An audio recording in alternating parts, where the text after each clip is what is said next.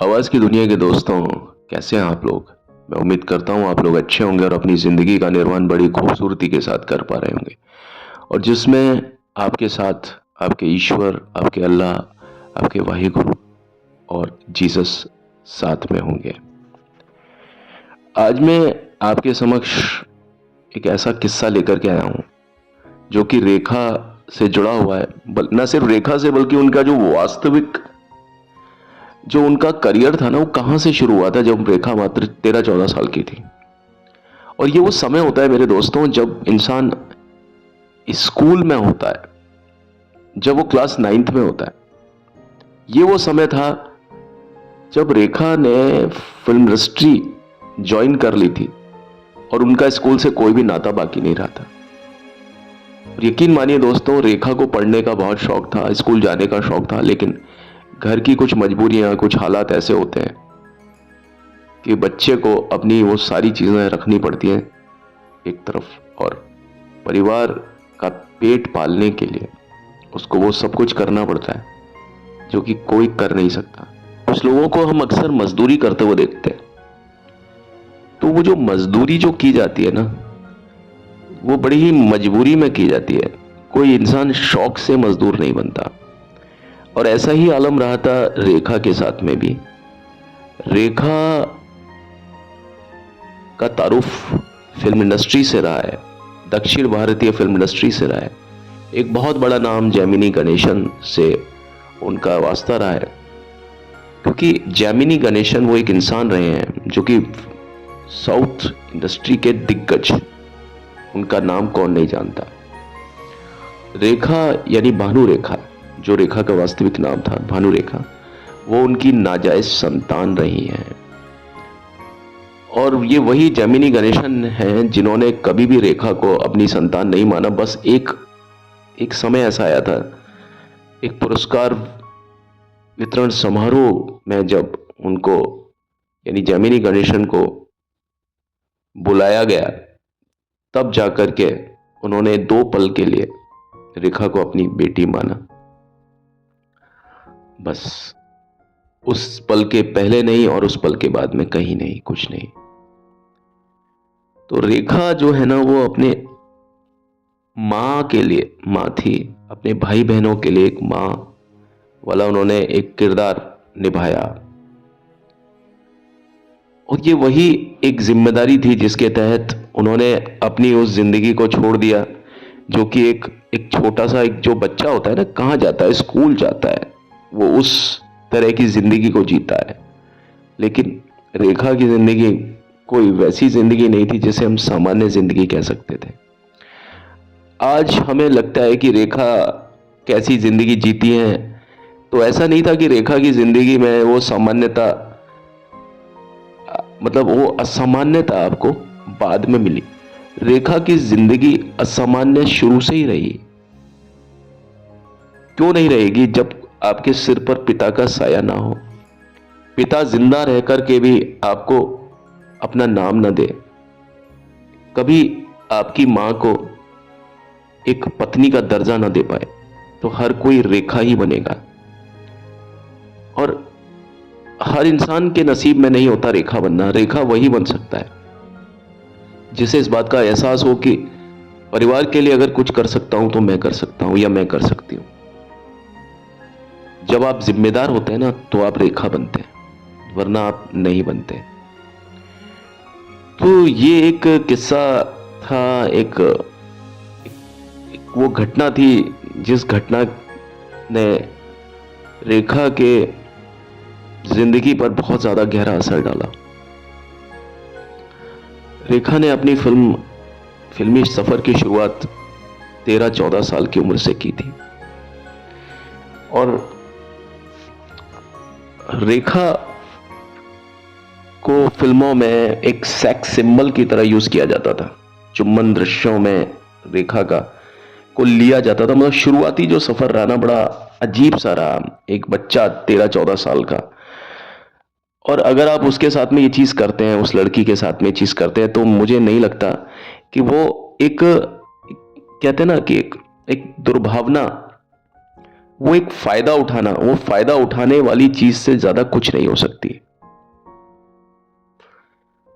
एक किसी इंसान को आप इस करके कि वो इंसान अकेला है, उसका इंडस्ट्री में कोई गॉडफादर नहीं है, वो इंसान अपनी उम्र से बहुत छोटा है, इसलिए आप उसके साथ कुछ भी कर सकते हो, इस तर्ज पर रेखा बहुत सारे लोगों के काम में आई।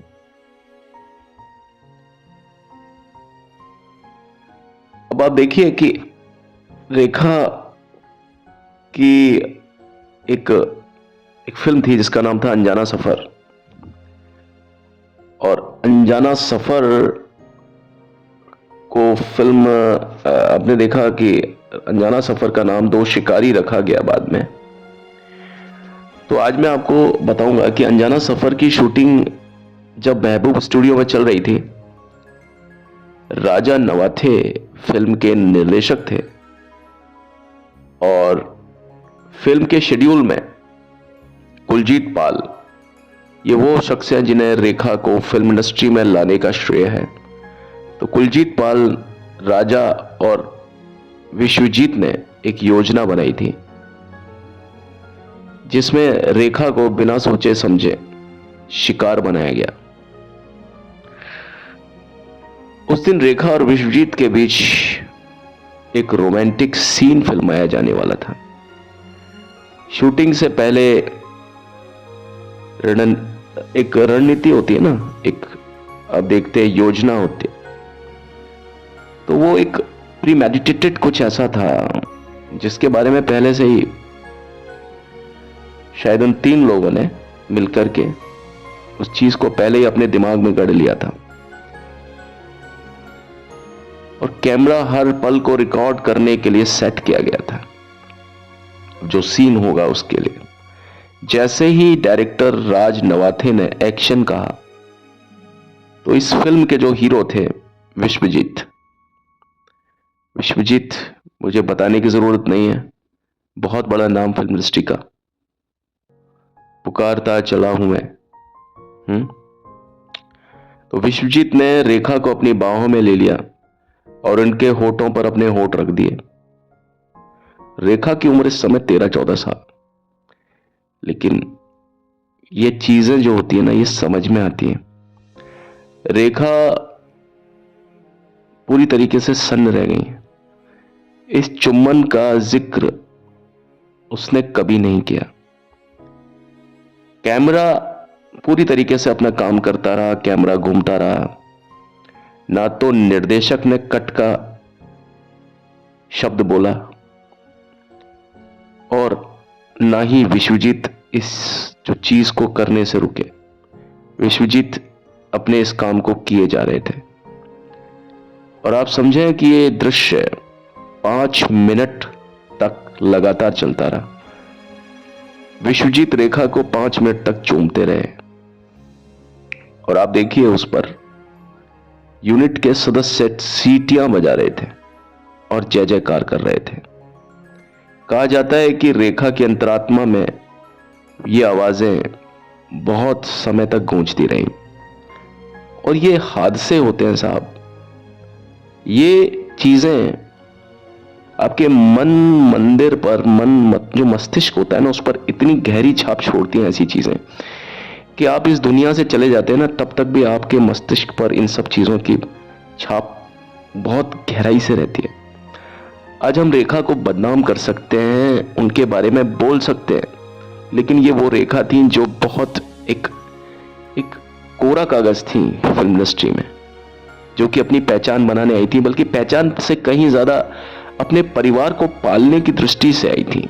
क्या एक इंसान को अपने पैर पर खड़े होने का हक नहीं, बल्कि पैर पर खड़े होने से कहीं ज्यादा परिवार को पालने का हक नहीं? कहां तो हम ऐसे बच्चों की उम्मीदें करते हैं, हर माँ बाप ऐसे बच्चे चाहते हैं अपने घर में जो कि अपने माँ बाप की परेशानियों को समझें, परेशानियों के साथ में वो परिवार की कुछ जिम्मेदारियां अपने कंधों पर लें। रेखा ने जब पूरी जिम्मेदारी अपने कंधों पर ली, करीब 6 लोगों का पालन पोषण रेखा ने किया और सभी को मां बनकर के पाला। और ये चीजें आप रेखा के अभिनय में देख भी सकते हैं।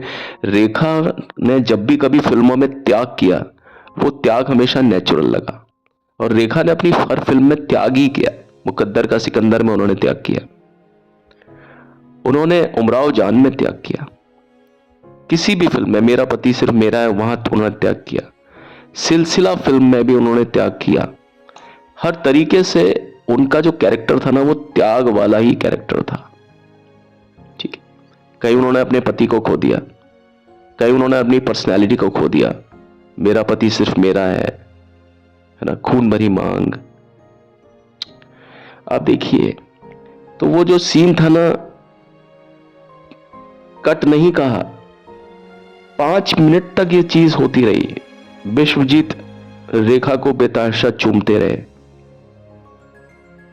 और सभी लोग सीटियां बजा रहे थे, तालियां बजा रहे थे, जय जयकार कर रहे थे। ऐसे कर रहे थे जैसे कि कोई चीज में कोई हार जीत चल रही है।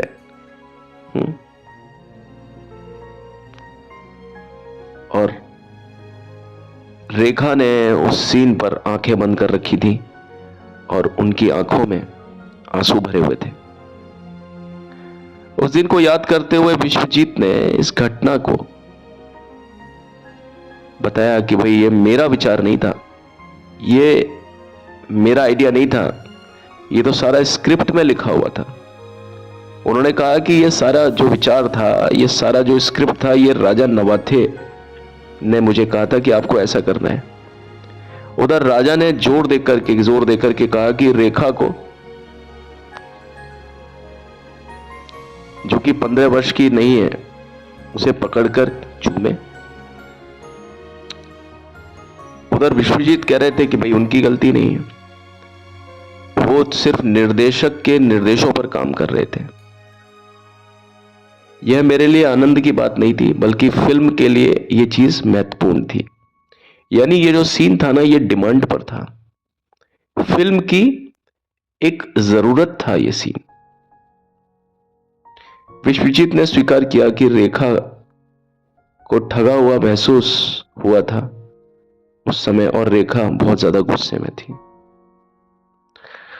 जो कुछ हुआ उससे रेखा ठगी हुई महसूस हुई, उनका शोषण हुआ, लेकिन उन्होंने विरोध में एक शब्द भी नहीं बोला। कई बार इंसानों के बारे में हमें लगता है कि यार उसने बोला क्यों नहीं। क्या रेखा बोल सकती थी? बोल सकती थी कुछ? आपको क्या लगता है दर्शकों, क्या रेखा बोल सकती थी? बोल सकती थी, लेकिन जब इंसान के दिमाग में ये चीज होती है ना कि भाई अगर मैंने बोला कुछ भी तो ये काम मेरे हाथ से गया, ना सिर्फ ये फिल्म बल्कि फिल्म इंडस्ट्री से मेरा पत्ता ही कट जाएगा। और ऐसे समय पे इंसान को अपने परिवार की याद आती है। बड़ी मुश्किल से तो एक काम मिला, और अगर ये काम नहीं तो फिर क्या काम। यहां इंसान को अपनी मां याद आती है, यहां अपने भाई बहन याद आते हैं जो छोटे हैं, मासूम हैं। एकमात्र सहारा थी रेखा अपने घर का, जो कि घर का खर्चा चलाने के लिए, अपनी बीमार मां की सेवा चाकरी करने के लिए। देखिए, आपको मदद की जरूरत नहीं होती है, मदद के साथ में पैसों की जरूरत होती है। कभी भी किसी को सिंपैथी की जरूरत नहीं होती है, सिंपैथी से ज्यादा पैसों की जरूरत होती है हर जगह पर। यह पैसा ऐसी चीज है जो आपसे सब कुछ करवाता है। रेखा को इस बात का मालूम था कि अगर मैंने इस बात का विरोध किया तो इस फिल्म से तो मैं जाऊंगी ही जाऊंगी, कॉन्ट्रैक्ट मेरे हाथ से चला जाएगा। क्योंकि कुलजीत पाल के साथ में उनका कॉन्ट्रैक्ट था 5 साल का, कि वो कुलजीत पाल के लिए 5 साल तक फिल्में बनाएंगे। अब देखिए, तो ऐसा कुछ हुआ और उनको मालूम था कि अगर उन्होंने इस तरह से इस चीज का विरोध किया तो उसके जो परिणाम होंगे बेहद ही गंभीर होंगे। उन्हें फिल्म से बाहर निकाल दिया जाएगा और पूरी इंडस्ट्री से ही बाहर निकाल दिया जाएगा हमेशा के लिए। तो उनके अंत की जो शुरुआत थी वो बहुत पहले ही हो चुकी थी। अंत मतलब रेखा को इसी तरह की चीजों से जाना गया। बाद में बेचारा जिसके ऊपर अत्याचार हुआ, जिस पर शोषण हुआ, उसी पर ही बाद में ये जमाना मोहर लगा देता है कि वो व्यक्ति खुद ही ऐसा है। रेखा के ऊपर बाद में इसी तरह की मोहर लगी, लेकिन उसकी शुरुआत जो थी ना, वो इस घटना के साथ में हुई थी। फिल्म अनजाना सफर, जिसका नाम बाद में दो शिकारी रखा। अब इस चीज में राजा नवाथे कितना जिम्मेदार थे, या विश्वजीत कितने जिम्मेदार थे, या ये पूरा का पूरा एक एक प्री मेडिटेटेड कोई स्कीम था कि इनके बीच में कोई योजना बनी थी और रेखा का इसमें फायदा लिया गया, अब ये जिसके दिमाग की उपज थी वही जाने। लेकिन इस सब चीज का रेखा की पर्सनैलिटी पर बहुत गहरा प्रभाव पड़ा। और फिल्म इंडस्ट्री में ये माना जाता है, या कहीं पर भी इस बात को लीगल भी इसको बोलते हैं कि भाई आपकी जो चुप्पी होती है ना, वो आपकी सहमति मानी जाती है। लेकिन हर जगह पर आप समझें ऐसा नहीं होता। रेखा के एंगल से इस बात को देखिए, अगर रेखा ने मना किया होता तो उनके साथ में आज वो रेखा आपको इंडस्ट्री में दिखाई नहीं देती, कभी नहीं। यह खबर इंडस्ट्री में आग के जो जंगल, मतलब जंगल की जो आग है उसकी तरफ फैली, और बल्कि इस तरह से फैली कि वहां यह बताया गया कि मुंबई में दक्षिण भारत की एक अभिनेत्री आई है जो बोल्ड दृश्यों को करने से भी नहीं कतराती। और ऐसा कहा जाता है, ऐसा माना जाता है कि कुलजीत पाल ने फिल्म पत्रिकाओं को रेखा के जीवन के बारे में और भी बहुत सारी कामुक जानकारियां दी। उनकी एक भी फिल्म तैयार नहीं थी, लेकिन उन पर बोल्ड होने की छवि थोप दी गई और रेखा को सेक्स किटन कहा जाने लगा। किटन होता है बिल्ली का बच्चा, यानी एक 14 साल की लड़की एक सेक्सी बिल्ली का बच्चा थी। अब सोचिए 14 साल की उम्र क्या होती है। रेखा कुलजीत पाल की बेटी हो सकती थी। अब देखिए 14 साल का बच्चा आपका बेटा हो सकता है, आपकी बेटी हो सकती है। बच्चे कैसे होते हैं आपको मालूम है ना। क्या वो व्यक्ति ऐसा हो सकता है, सेक्स किटन हो सकता है, बोल्ड हो सकता है एक 14 साल का बच्चा? नहीं साहब। लेकिन इस कहानी का एक दूसरा पक्ष भी था। बाद में एक इंटरव्यू में कुलजीत पाल ने दावा किया कि जब उन्होंने फैसला किया कि विश्वजीत और उनके बीच एक बहुत लंबा एक चुम्बन दृश्य होगा, तो वहां रेखा भी मौजूद थी। और रेखा ने कहा कि उन्हें किसिंग सीन से कोई भी आपत्ति नहीं है। देखिए कुलजीत पाल ने पहले तो जो किया वो बहुत बड़ा पाप किया, उसके बाद में पाप पर एक और पाप कि उन्होंने इस चीज पर भी बात की कि रेखा ने कहा था कि उन्हें इस किसिंग सीन से कोई आपत्ति नहीं है। रेखा ने कहा कि वो ऐसा करेंगी। मुझे पता है कि अब वह कहती है कि विश्वजीत ने उन्हें चूमा तो वह आश्चर्यचकित रह गई। यानी रेखा ने अपने इंटरव्यू में बाद में कहा था कि मैंने रेखा से सिर्फ इतना कहा कि वो कुछ ऐसा कर रही हैं जो हिंदी फिल्म की नायिकाएं नहीं करती। ये कुलजीत पाल कह रहे हैं कि मैंने तो बल्कि रेखा को यह भी कहा था कि आप जो कर रही हो ना, वो चिर परिचित यानी तथाकथित रूप से हिंदी फिल्म की नायिकाएं नहीं करती। इसलिए बेहतर होगा कि वो चीज करें जो कि दर्शकों को अच्छी लगे। और कुलजीत पाल ये कहते हैं कि उन्हें खुद को पसंद नहीं था कि रेखा ये करे। रेखा ने तो अपनी इच्छा से किया, और जो कुछ रेखा ने किया, रेखा अपने हर एक उस चीज के लिए खुद जिम्मेदार थी। अब आप बताइए कुलजीत पाल की किसी भी बात का कोई आधार नजर आता है? वो तो बात ऐसी कर रहे हैं जैसी कि रेखा इस फिल्म की कोई निर्माता निर्देशक थी। वो तो महज एक मजदूर थी उस फिल्म में। 13-14 साल की लड़की जो कि काम ढूंढने के लिए गई थी। सारी चीजें उसके कंट्रोल में थी। वो सब मतलब रेखा के निर्देशन में ये सारी चीजें हो रही थी। ऐसा लग रहा है कि कुलजीत पाल की औकात कुछ नहीं थी, जबकि कुलजीत पाल खुद उस फिल्म के निर्माता थे, है ना। यानी एक तो चोरी, ऊपर से सीना चोरी। यही है सब दुनिया। ये चीज ऐसे ही बोलता है इंसान, जब बहुत ज्यादा गलत होता है ना तो इंसान इसी तरीके से अपने जो जो मतलब उससे जो गुनाह हुआ होता है ना उसको वो कबूल नहीं करता। वो उस गुनाहों का जो भार होता है ना वो उसी व्यक्ति पर डाल देता है जिसके साथ वो शोषण हुआ होता है। अधिकांश तौर पर यही होता है साहब। तो इस एक घटना की जो छाप थी वो जिंदगी भर रेखा के मन मस्तिष्क पर रही। और आज हम रेखा की जो बात करते हैं ना साहब, वो रेखा नहीं थी। 13-14 साल का फिगर याद कर लीजिए।